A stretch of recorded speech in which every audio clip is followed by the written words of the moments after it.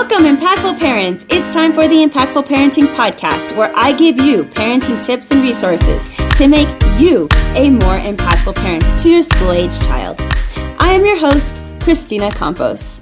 Welcome, Impactful Parents. Today we're going to be talking about parents of trans kids and an interview with Elon Musk talking about his trans daughter. And today I have my co-host with me, Rodrigo Bravo. Rodrigo is a co-parenting mediator out of the state of Texas. He's a parenting coach, and he's a dad of 2 boys. Rodrigo brings a dad's perspective onto the Impactful Parent stage to give you even more expertise and an added perspective on our parenting topics. And this one today touches home for me. It's going to be a rough one. I'm excited to talk about it with Rodrigo, though, because he brought this subject to the table. And it's definitely something that we need to talk about. So thank you for being here.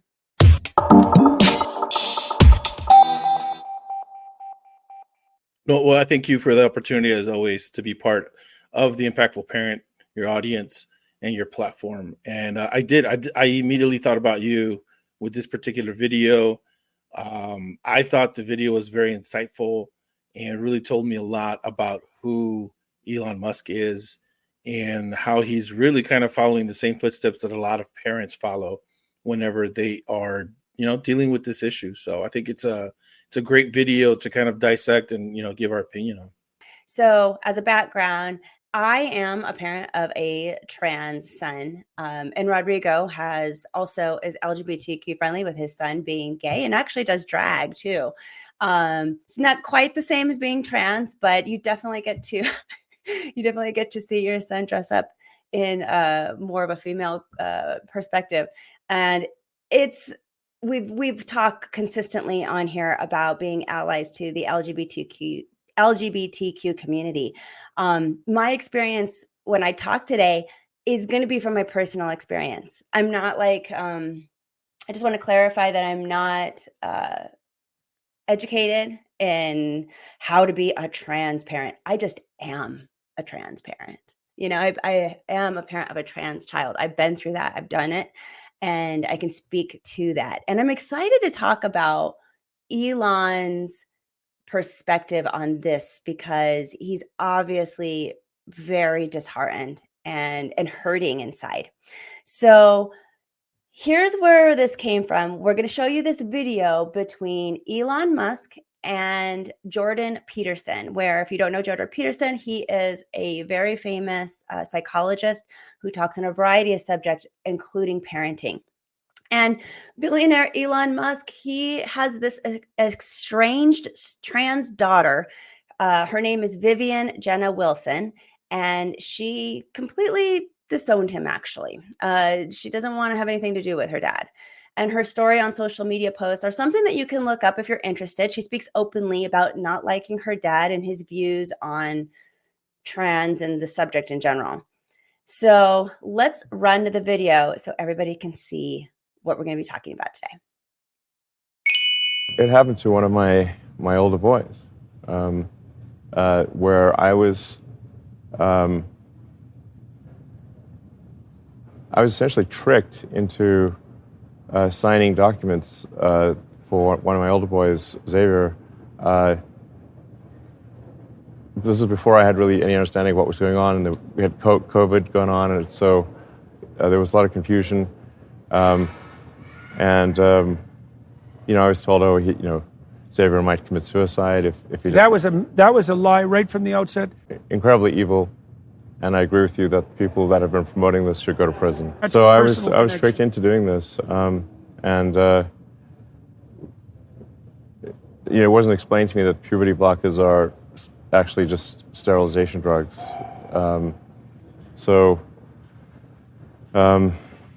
Anyway, and so I lost my son essentially. They call it dead naming for a reason. Yeah.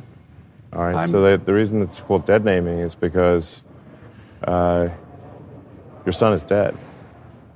So my son Xavier is dead, killed by the woke mind virus. I'm sorry to hear that. Yeah. I can't imagine what that would be like. Yeah. So. Yeah, and there's lots of people in that situation now. Right. It's not pretty. And lots of demolished kids. Yes. Yeah, well, that's a good reason to be the final straw. All right, so let's... So I vowed to destroy the woke mind virus after that. And we're making some progress. Join the club. Yeah. Okay. Rodrigo, I'm going to let you take it off first. What were your first thoughts when you saw this video? When I saw the video, it struck me, and I wrote a tweet about it. I actually quote tweeted it. And I even said, I really felt bad for him. I could look at him, see his eyes, and just understand, like, yeah, he's struggling with this. I've seen it with my clients before, where they kind of, I said in a tweet, where they lose control of the narrative they want for their kids. He makes some other comments there, but that was really my initial first impressions. I was really kind of like, wow, he hasn't really had time, I guess, to process it on a real level. It's been a while, from my understanding. I don't know the specifics of it, but it's already been quite a bit since that that time frame happened. But even so, he's still very much affected by it. What were your thoughts, Kristina, when you first saw it? This guy's in pain. Yeah, same. He is emotionally in pain over this. And at the same time, I don't feel like it doesn't feel like he's making moves to change that. So it was kind of frustrating for me as I watched it. I wanted to be like, well, it's some of these views that you have. I could see he's very black and white. This is it. He's really blaming woke culture for his for the transition of his son to a daughter. And you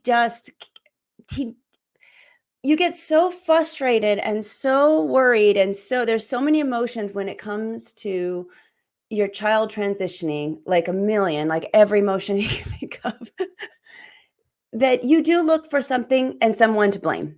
You do. I mean, and that is natural. I do feel that is not you, whether it's their friends, it's their school. Oh, their school is talking about it too much. It's their peers are encouraging them to do this. And like, you look for, why did this happen? And you sometimes have to look inside too. It isn't me. What did I do this? And I think a lot of parents blame themselves.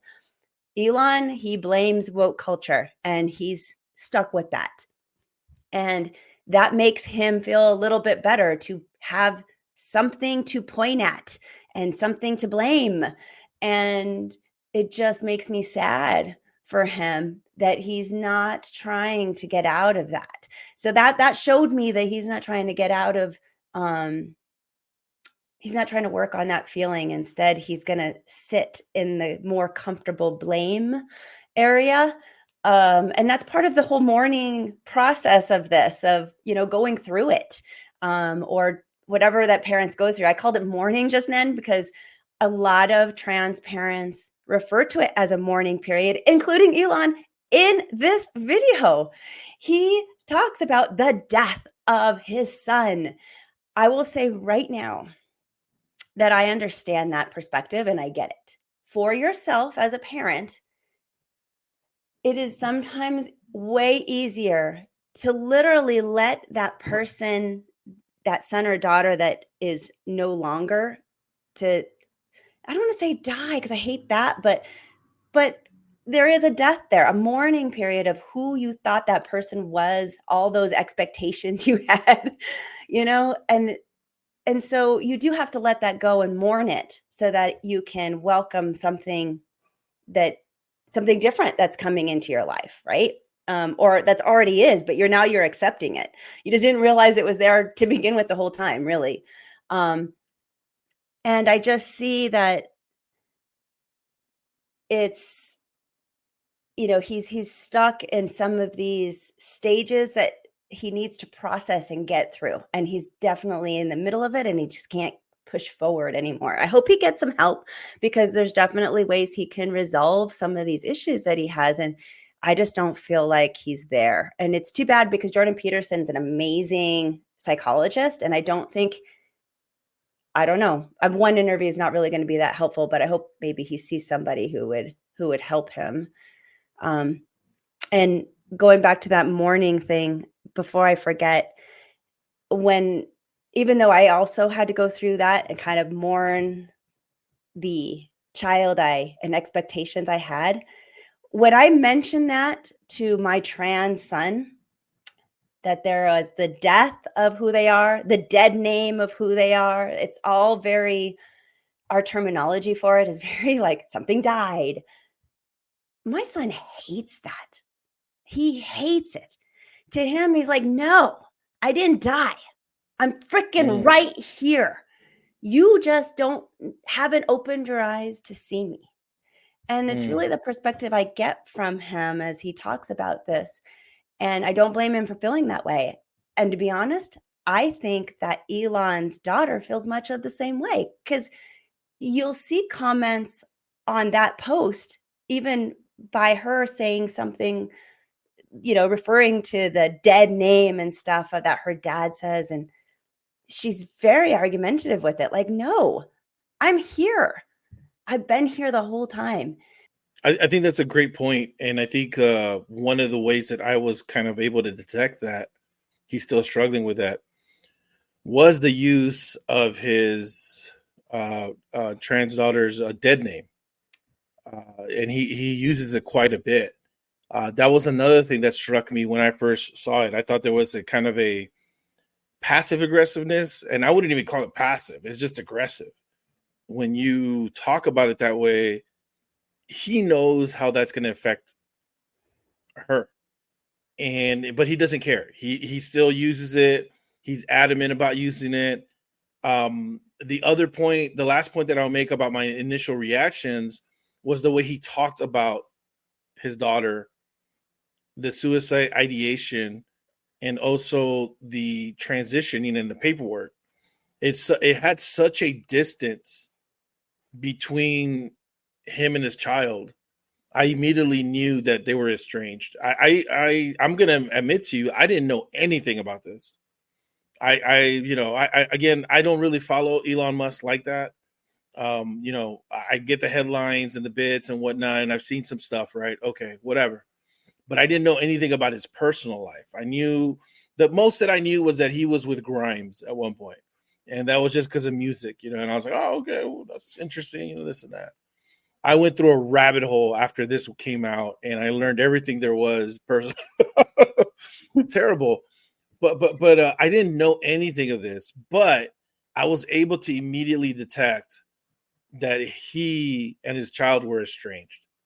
I could immediately, I already knew, and that was not just based on my, spidey senses as a parent, or my me being part of, the LGBTQ community and knowing that experience of, being a parent in that community, or even my clients. I just knew. I immediately felt that. And so when I looked it up and I found out that, yes, they are estranged, and then she made some additional comments on Threads, which I thought is really funny because that's the Twitter competitor. I'm sorry, X. It's now named X, formerly known as Twitter, but that's the competitor, right? So she's there and she makes her comments there.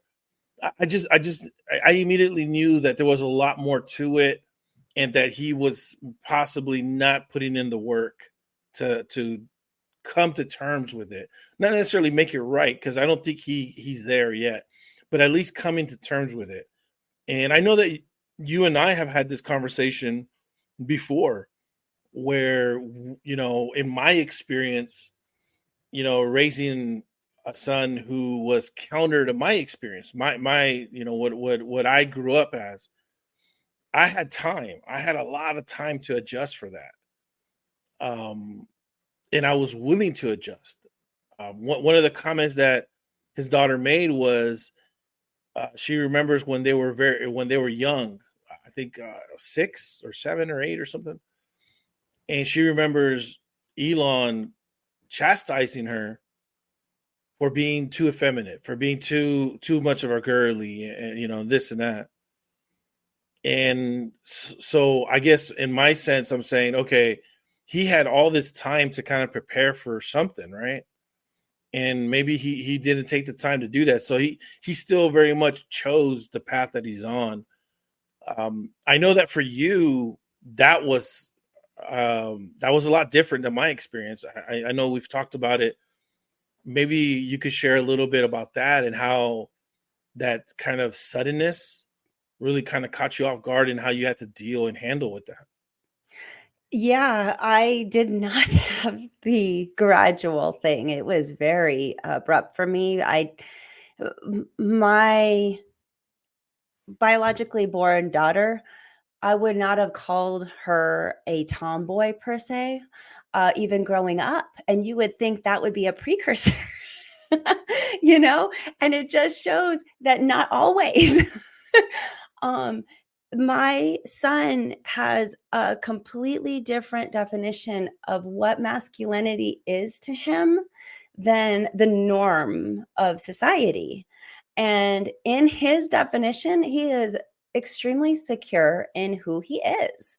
And so when you try to fit that round peg in the square hole, it's like, of course it's not going to fit, and people are going to, and it can be tough to accept because you got, again, it all goes back to those expectations you have as a parent. I expect that I'm going to have my daughter is going to have weddings and dresses, and we're going to, it's going to be all about makeup and hair and all these things. And you expect that your boy is going to be an athlete or some kind of academic scholar, or, whatever. Like, you got these things in your head about who you think you're raising.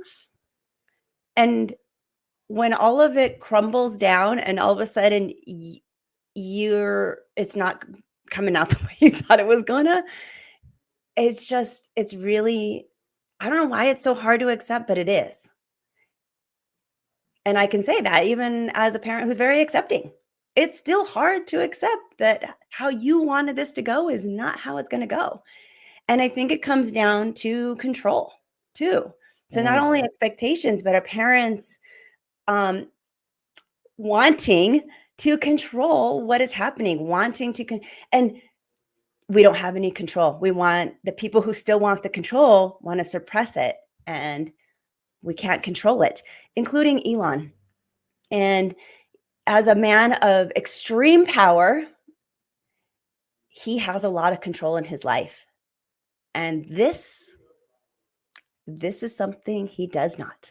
And I bet it drives him freaking mad.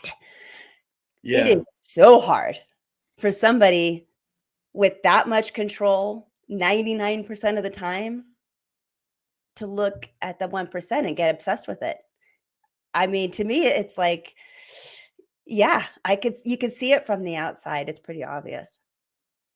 I love that you said that. I love that you said control, because that's really what it is. It's a lack of control on an individual level, like Elon, yourself, myself, right? And then on a societal level, where folks, are no longer controlled by society standards, where people were once persecuted for who they are, where they were literally killed for who they are. And now folks have the liberty to be who they are. I don't know if society has 100% accepted them, but at least, in our society, we've determined, like, hey, we don't really care. And I think that's where, you could kind of tell the difference between, my Elon and yourself and myself, that of course we care about our kids. But how do you go about that? Knowing that you've lost control of the narrative, if you lost control of what you think things should go. And I thought, for my initial reaction to the video, that's exactly what I thought of. And that's exactly what I said on the tweet, that he no longer controls the narrative, and he's probably just kind of, losing it over that. And I think that leads me to the rest of the video, right? So the rest of the video, Elon talks about the experience. He talks about being tricked into signing paperwork because he thought, well, I thought it was COVID paperwork.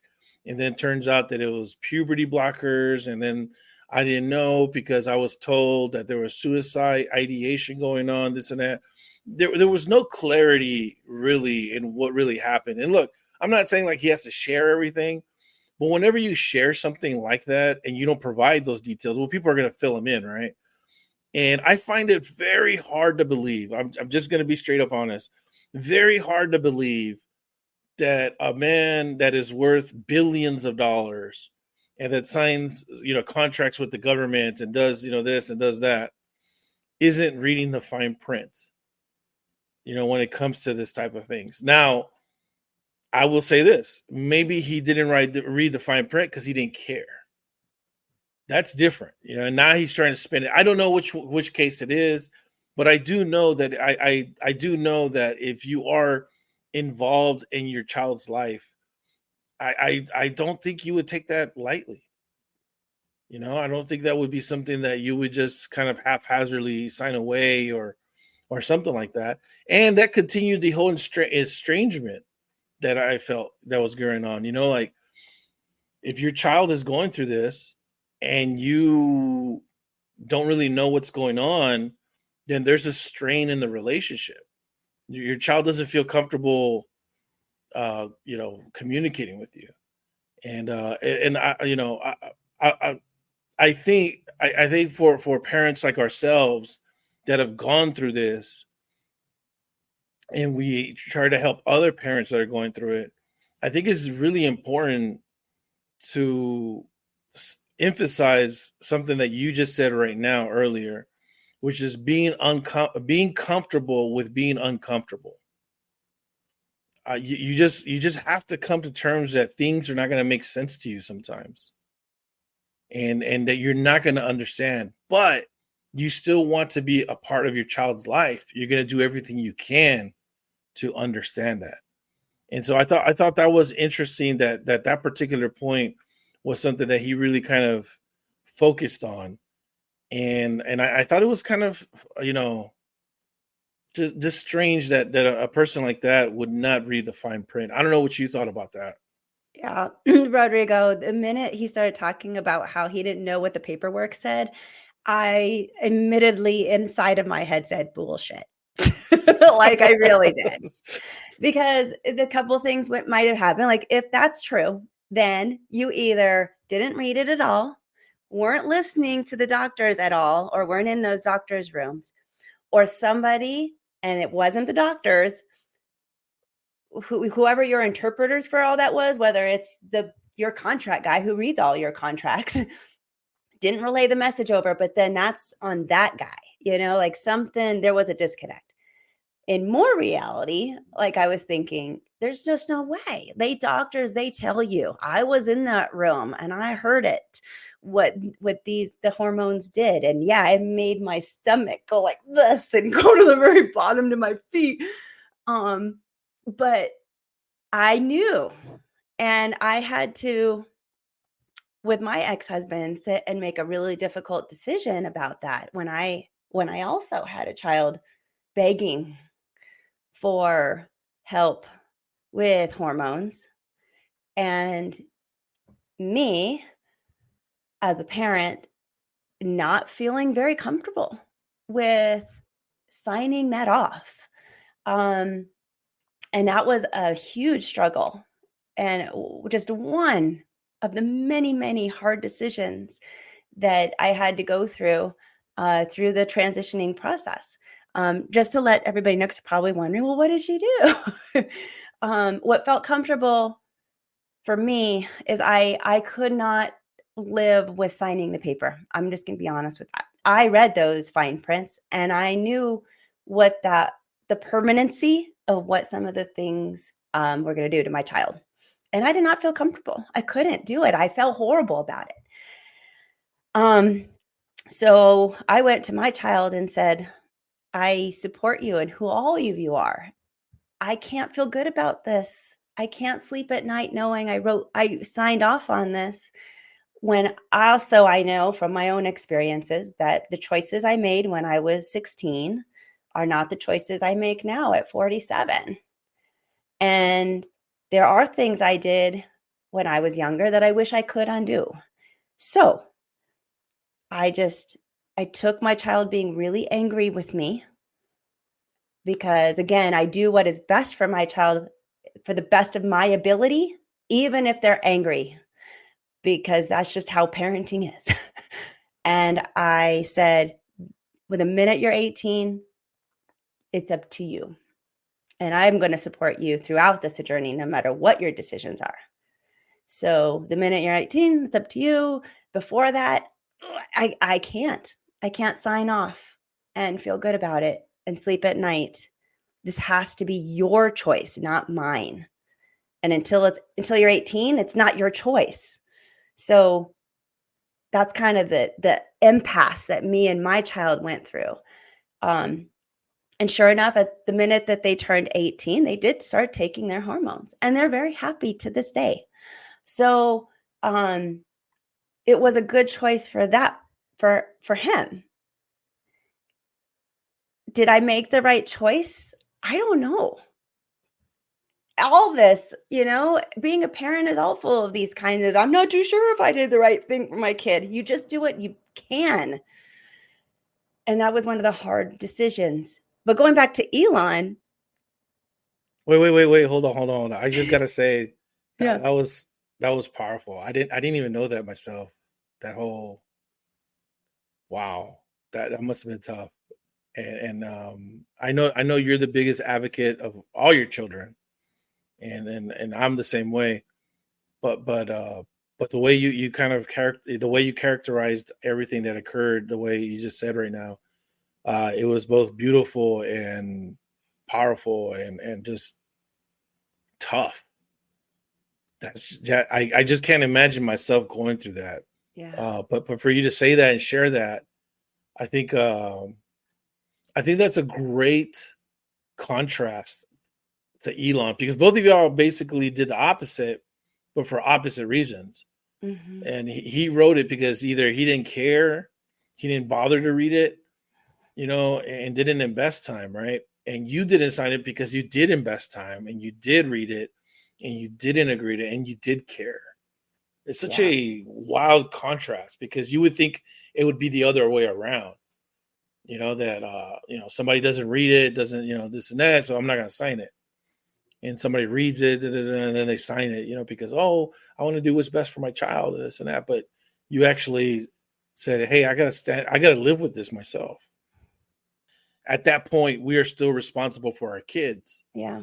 And we're not just making decisions for our kids, but we're also making decisions that we have to live with. And at that point, again, you're making the best decision that you can under those circumstances, under, you trying to figure out what's good, what's bad, what can, and so forth. And I think it's just something, I don't know. I just, right now, just listening to you, I don't think I can recall a moment that I went through during my parenting journey that was similar. I like I said earlier, our paths differ in the sense of, I had a ton of time that I kind of prepared myself for my son coming out. When he came out, to him, it was a huge deal. I didn't take anything away from it. But for me, I knew this. I figured it out. I was like, okay, and this and that, so forth. But I never had to make like a decision where I had to really like counter who I am and go against my gut and maybe even hurt my child in that sense. So I just wanted to stop you there and just commend you for that, because that's I think that's something that parents really need to hear, because they think that even our like folks like ourselves just breeze through life, just we got the answers to everything. We struggle with this stuff as well, and we've come out through it, I feel like, better people, in the sense that we've learned through it and we're trying to share with folks. And I think a lot of folks that do go through this, that have similar experiences, or maybe even just are dealing with kids, don't realize that parents go through so many different things and magnitudes and degrees of pain and circumstance that sometimes we don't know what to do. And the only thing you can do is, again, reiterate what you said earlier, be comfortable with being uncomfortable. Because at the end of the day, you can't control everything. And you're not trying to control everything, but you definitely, for your own, sake, are trying to control certain things. So I didn't mean to cut you off, but I did want to just throw that in there before it just kind of, kept going. But you were going to say about Elon. Yeah, well, thank you. I appreciate that too, because it was very, very difficult. One of the more difficult things I had to do in my parenting. And I feel like a lot of parents get so scared that their child is not going to be happy with them, and that hurts the relationship.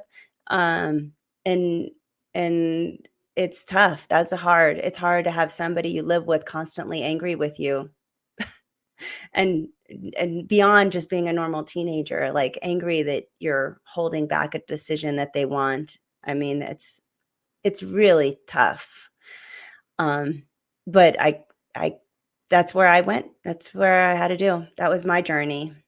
So, but yeah, with Elon, so this is my question to you, Rodrigo, because Elon's personal experience with his trans daughter, well, it's shaped his perspective on gender identity and definitely on woke culture because he blames it.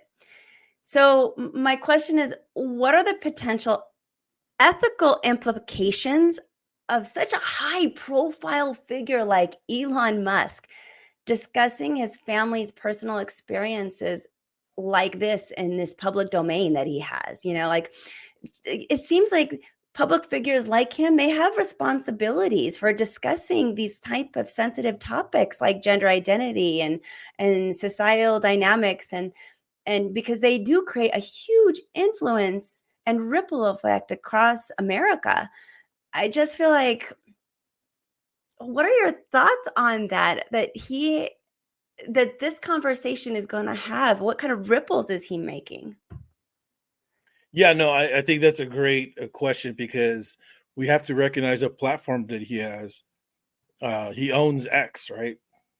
Twitter, and he's constantly making tweets. And I'm so sorry. I mean, well, I'm not really sorry, but I keep saying Twitter. It is Twitter to me. X. I don't know what they call it now. What X posts or whatever, right? But anyways, he does have a huge platform, and he uses it, and he wields it, and he tweets about stuff, and he definitely has followers, people that really do follow him, admire him, etc. And I feel really, really just disappointed that this narrative he's creating is going to be a strong narrative that's going to exist, and also validate narratives that already exist for folks that are out there that think this way as well. I think it is very immature, it's an easy cop out to blame it on the woke virus, right? To say, oh my God, my child is a victim of society and this and that. It's a cop out. It's actually very weak, and it shows an inability to cope with the situation.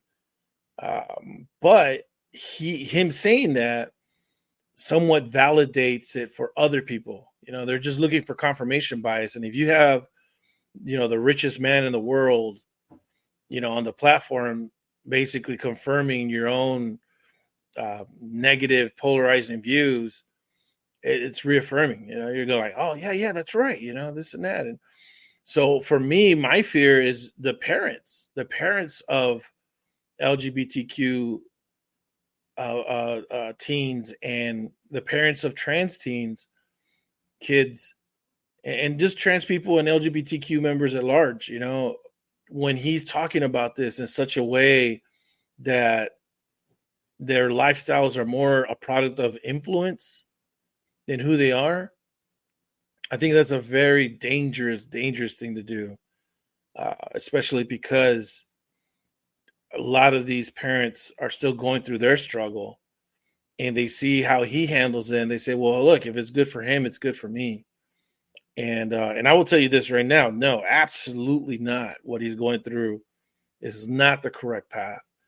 And I'll say this, I'll end it right here and then maybe get your thoughts.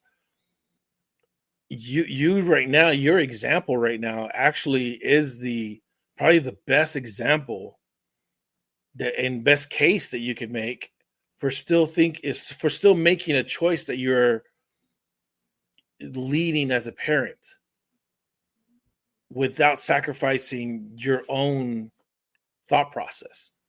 Right? A lot of people think it's a zero sum. Hey, you know what? Accept me for who I am, and 100% and this and that. And I'm the same way. I accept my son, but at the same time, I'm a parent, and I have to live with my own choices as a person, as a human being. You know, and right now, the way you just eloquently kind of painted this picture of you struggling with this decision and then making that decision, I think that's a much better representation of how to handle these things and how to go about making sure that you support your child, support yourself, and be in an environment that's going to be productive and still maintain a healthy relationship. I don't know. What do you think about that? I don't understand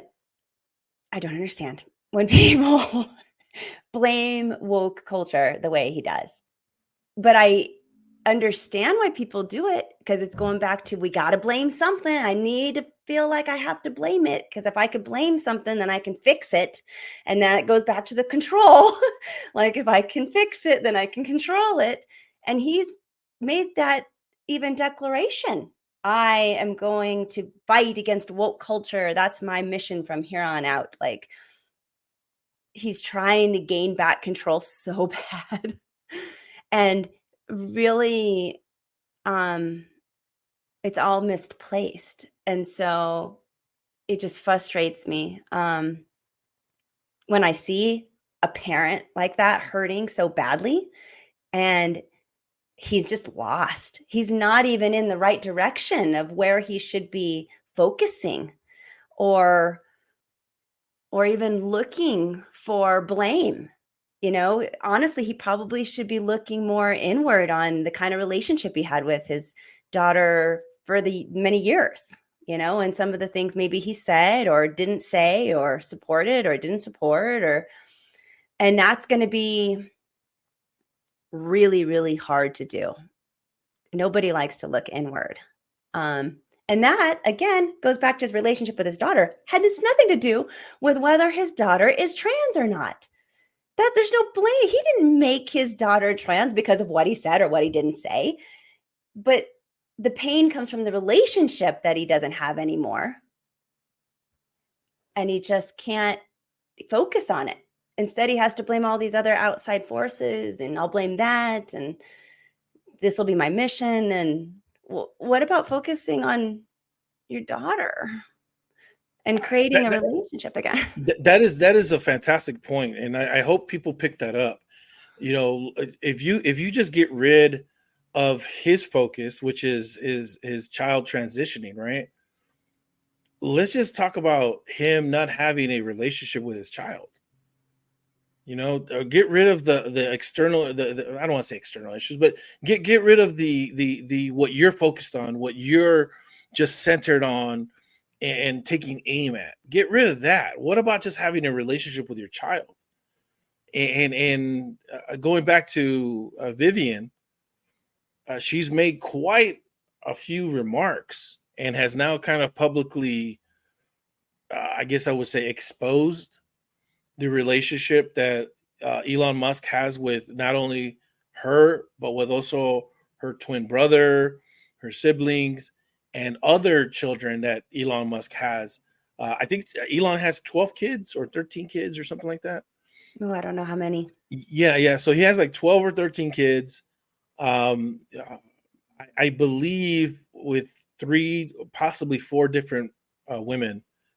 And Vivian is talking about how he's estranged from many of them, and in these custody battles and doing all this other stuff. And the reason I bring that up is because I just when I see the estrangement, and then I see the tweets that she tweets about, and then Elon's one of Elon's I guess the mother of Elon's kids made a public plea on X, on Twitter, asking, "Hey, can we have the kids back? Because my mom is passing away soon." And I don't know what happened with that. That was never really addressed. And then the last point is Grimes, the artist. She has, I believe, 2 kids with him. They're now involved in a custody battle as well. And there's some estrangement going on there. Anyways, the whole point of everything is like, to me, is I think it's something to, I think it's easier to blame some type of force, some external thing that's going on, as opposed to looking inward and doing the work that you need to do to fix yourself, to really fix your relationship with your kids.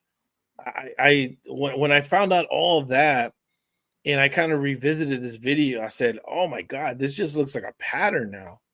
Mhm. That, hey, if things don't go wrong, boom, I leave this kid behind. I move on to the next kid. This kid doesn't work out, okay. And I'm not saying that's what's happening, but from what I can see, from what I've read, and the narratives that I get from all the other people, everybody involved, that's really what it seems like. Like, it's just going from one kid to the next, from one relationship to the next, trying to, I don't know, create the perfect kid or something. I don't know what that's going on there, but it takes a lot of work to fix yourself. And it seems like he's not willing to do that in order to have a healthy and productive relationship with any of his kids, let alone Vivian and so forth. So I think that's a great point that you make, that, let's, even if you were to, quote unquote, look past this, there's still this underlying tone of estrangement and not working on yourself to better the relationship that you have with your kids. And I had to do a lot of that. So I want to make that clear. It took me a while to get on the trans train, and support it. It did. It hit me like a blindsided bag of bricks, and I wasn't expecting all the turbulence that was about to come into my life. And you do come to a crossroads as a parent of, am I going to be supportive, or am I going to fight this? And you make that choice, and you can always change your mind. Like, right? You could start being against it, and you can change your mind. I feel like, it's never too late, but it's so much, it's so hard to take that path of being open and accepting and willing to hear. And this could be something, I could have done things wrong in the past. I can't tell you how many times I thought about all the things I might have done wrong in the past. And I don't want to say to cause my child of being trans, because that's not even it. But things that I might have said that just in the past, or done in the past, that could have hurt my kid because I didn't know that they were trans, that kind of stuff. And everything, you go through so much in your brain. It's exhausting. It's exhausting as a parent to do all this work. And the easy path is to do the blame game like Elon is doing. And I don't blame him for taking that path, because I can see it's the easy path and it's all he knows and he just wants control. But it's not necessarily the right path. And it's, you can tell by the way he's hurting. I could tell that's not the path for him. Otherwise, he wouldn't care. If it didn't matter to him, then maybe I'd feel differently about his choice. But he's obviously hurting. So this can't be this couldn't have been a good choice for him, because of all the pain he's experiencing. And all that pain, you still feel it when you're going through all this process of learning to accept and open up and see different perspectives, and tracing back every step that you might have done in the past. Like, you were going to experience all that pain, but at least at the other end of that, you have hopefully a relationship with your child still. And Elon cannot say the same. And same with many other parents who choose to take this other path because, well, frankly, their child is going to reject them for them rejecting them. It goes back and forth. You don't accept me. You hear it all the time. So, yeah, the whole thing is very sad to me, Rodrigo. I think teens, our children will show us grace. They will allow us to mess up as long as they know that we're moving in a way that is, intentional and from the heart, and that we're trying to improve. And I think a lot of parents don't realize that. I really think a lot of parents, they don't want to screw up. They want to be accepting, but they also don't want to feel that wrath and this and that. Well, you know what? I shouldn't say wrath. They don't want to feel that bite back, if you will, right? They don't want to mess up and then screw up. Oh, like this. It happens. It happens as parents. As long as we're moving in a loving way, unconditionally, and really trying to support our kids, they'll accept us and they'll make grace for us because they know that their lens is not our lens. They'll know that they're experiencing life in a totally different way than we are, and they'll make accommodations for that. So I think it's super important that you share your story and that I share a story, because I don't want parents to kind of go down this road that Elon is going and not have a relationship with their child. Every kid deserves to have their parents. That's just bottom line. I get it. Some parents are terrible. Some parents, this and that. They need to fix themselves. Got it. But this is a journey, and we don't reach people when they're at their destination already. Most of the time, we reach people when they're in their journeys. And so we can't expect people to be perfect. We can't expect people to have all the right answers, say all the right things.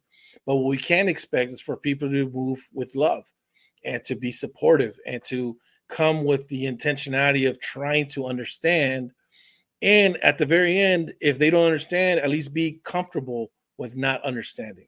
That's okay too. I think I want to end with my final thoughts on this, because I want to make sure that the message out there to parents is that this journey is definitely not easy. And we all are just stumbling along trying to do our best.